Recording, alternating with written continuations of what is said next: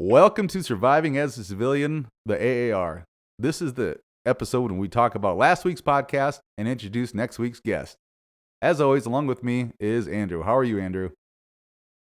I'm doing well, Scott. How are you? I'm okay. Well, let's get into it. So last week, as everybody knows by now, was Shane, your friend and our first and only not Army guy we interviewed, and it was a great interview. You guys will probably tell from the story, but I was very excited about it. And one of the reasons I like this one so much is because it was straight a cold interview. Like, I did not know him from anyone, So the other ones I have rapport with, because especially you, I've talked to. I either worked for or worked with at some point or knew a little bit about. But Shane was straight, sight unseen interview. But it turned out really good in my opinion. What are your thoughts, Andrew? Yeah, I thought it turned out really good too. And that was another reason why I wanted to use Shane for your first cold call interview. Is he's a really easy dude to talk to. He has a great personality, so I think it went really well. Yeah, and not only that, but I should have known being your friend, he's gonna be a pretty good dude, but you never know. But we still talk. I talked to him last night. He's gonna work on some stuff for us, but a real good dude, get along with, a real good story that shows, it doesn't have to be an actual enemy fire for you to go to some crappy stuff. Yeah, I really liked it that it was a crazy story, and we wanted to get someone from a different branch, so it worked out pretty well that he was Air Force. Could you imagine being that guy who stabbed him and being arrested in Kuwait for murder and sitting there waiting to see if he lives or dies? Right. That had to be a crazy emotional roller coaster for that dude too. Right. Like, snap for a second, like almost temporary insanity if you think about it. I mean, because I don't know the guy, but he probably didn't have anything like that before. And for that one snap of anger, just to freaking ruin your life. You know what I mean? Yeah, oh man, I couldn't even imagine sitting in that cell. I'm just because it probably took a day or two for them to take him out of critical condition. You know what I mean? So right. So that had to be a crazy roller coaster for that guy too. I thought it was cool how Shane felt bad for him and was he just made a mistake, and it's right. He had some empathy for him. Yeah, he could have just thrown him under the bus, man, and that dude would probably still be in Leavenworth right now, So yeah, what was crazy about that is as soon as he did it, though, he started to put the towel or the sheet on him. Remember? The guy that did it. Yeah, he started doing buddy aid on him. Yeah. I would be like, get away from me, man. I don't care if I sit here and bleed out. I want you to be nowhere near me. Yeah, I don't want you to touch me again. It didn't go so well last time. Yeah. So I just for a unique story, the whole thing is just crazy. It's so you couldn't even plan that, you know what I mean? And they didn't even have the capabilities of dealing with it at their hospital. Right. Which is insane. So that's even crazier too. Yeah, because that's the higher echelon type hospital for treatment in theater. You know what I mean? It's not an aid station. It's a hospital. It's like a role 1 or role 2 or role 3 type hospital where they should be able to treat stuff for that. Yeah, and it's kind of like a sunken chest wound, So trauma facilities in Afghanistan on the front line can at least stabilize you for a little bit. You know what I mean? It's just they probably never really see trauma like that. Yeah. And didn't he say he saw him when they went back to the States, on post or their base? He saw him before he was court-martialed. They were just on different shifts. He just when Shane went back to the flight line, before he was court-martialed, he was still, the guy who stabbed him was working on the same flight line as him, but they were just on opposite shifts until he was court-martialed and actually arrested. You know what I mean? Right. Right. Well, it's an amazing story. Shane's doing good now, so it really kind of really it helps our story, honestly. You know, it doesn't have to be an actual in combat wound for somebody to show that you can go through some of the crappiest stuff ever, the shittiest times in your life, and come out and do well. I mean, Shane's doing great now. Yeah, that's how I think that his story can help too, is because he was really open with how he struggled with it for a little bit, and he actually had to seek help and talk to a social worker to get through it. So that really is a good example for us, for our podcast, that it is possible if you reach out and get and have someone to talk to, that you can actually work through some stuff that's eating you up inside. And I think it was a good example of that. And it's a great way to portray that the system is not perfect, even on the Air Force side. You know, the bounce back recovery VA stuff, even within the Air Force, who everybody kind of holds the Air Force is a little bit more higher regard as far as their treatment and stuff, but it's the same all around. Yeah, it's just like, it's the government too. Like anything you have to do takes a while to do, you know? So right.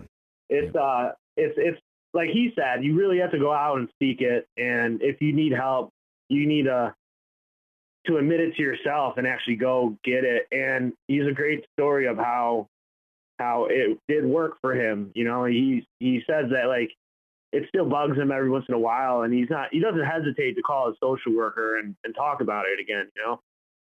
Yeah, that takes a strong person to admit that too, you know, and I'm glad he shared that part of his life with us. Yeah, and personal for me, I liked it because I didn't know anything about the Air Force really, and you kind of like you asked a lot of good questions on like just their systems and how they work, you know. So that was cool. What a shitty job that was, though, to be up there and take all the people that come in that are mad. You just have to deal with it. Yeah, the hot seat, man. Yeah. Like you've been through it, you know what I mean? Like, yep. Yeah, when something goes wrong, man, everyone is like, they throw it all at that one guy they can see, you know? Because those pilots or whatever can be like, hey, I don't feel like flying today, and it ain't my problem. Then you got to go make that poor Air Force guy or girl that's out in the front desk deal with that shit. Meanwhile, they're back taking a nap. You know, the guys that made the decision. Yeah, so it's it was a cool story. Yep. Having colonels and sergeant majors come up bitching to the airmen about the flight. That's what kills me. Like the guy, he's the one that decided. E3. Right. Like this E3 decided that it wasn't going to fly today, or it's broken down. It kills me about the military. Like he doesn't know anything. Right. All he does is get a little like email or something, and then he has to go tell them all bad news, you know. So yeah, it's pretty funny. Shitty. It's pretty shitty. I thought Shane did a great job about talking about the GI Bill too, and how you got to use that if you have the opportunity to go to school for pretty much free. You got to use it. So I used it, and I agreed with him too when he was talking about going to through the actual school. It does kind of feel like you're an outcast, because he was 26. I was like 30 when I went through school, and none of the kids want to talk to you. You know what I mean? They're all just like doing their own thing, because they're still like kids, you know? And it's like, you just got to sit there and just like put up with it and go through it, you know? And besides being in the class, you have nothing in common with these guys except for you're in the same class. I mean, they're 10 years younger than you. Values and priorities and things like that are don't match up. So. Yeah, exactly. So it's a little bit difficult when you first get into school and start going through it, but you get through it. You know, it's for the better good. And I can speak for myself that now that I have the degree and it's past me, it wasn't too bad. You know what I mean? But it is a little weird at first. Yeah, I can only imagine if I ever go back to school, I'm gonna be like 50 years old. What did you think about his advice that he said, if the worst thing or the only thing you do is just pick one goal to work for directly after getting out? I think that's great. It gives you, so, you know, being in the military, you get pulled 1,000 different ways to do 100 different tasks. And to simplify, to keep your mind right, that was great advice. Just get one thing you want to get done and focus on that one thing and then go from there.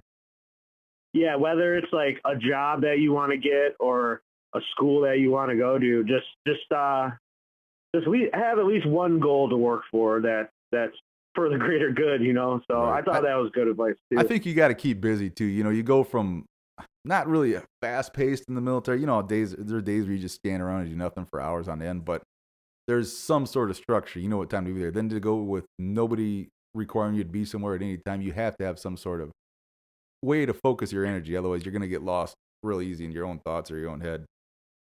Yeah, especially for like people like me who just did just one enlistment. You know, it's like you got all this structure and then you're just out real quick. Right. You know what I mean? And it just all goes away. So I agree with that. Yeah, it was a great interview. So who's next? So next, dropping March 27th, we have Franklyn. Franklyn is a Purple Heart recipient, but I'll let the listeners hear that on their own. It's good. He's got a really good story. When we do the AR for it, I'll talk about some stuff I wish he would have talked about. But it's a great story, though. Franklyn is one of the crew that I had over in Afghanistan. But you guys will hear that. So March 27th, Franklyn's episode will drop on Spotify, iTunes, or anywhere else you get your podcast. Before I go, on behalf of Andrew and I, we would like to thank all the veterans we talked to for taking the time to share their stories with us. We created this podcast to show not just the military, but everyone that you can make it through some of the toughest times in your life and come out on the other side on top. Here at Surviving as a Civilian, we cannot stress enough the importance of getting help if you need it or giving help if you can. Sometimes it could be as simple as making a phone call or answering that phone in the middle of the night from someone you haven't heard from in a while. If you or someone you know is struggling, help is available at the National Suicide Prevention Lifeline at 1-800-273-8255 or text the word HOME to 741-741. If you think your story can help someone out and you want to share it with us, please email us at survivingasacivilian.casting@gmail.com. Subscribe and rate this podcast on iTunes, Spotify, or anywhere else you get your podcast. Like and follow Surviving as a Civilian on Facebook, Instagram, and Twitter. Until next time, get help if you need it, or give help if you can.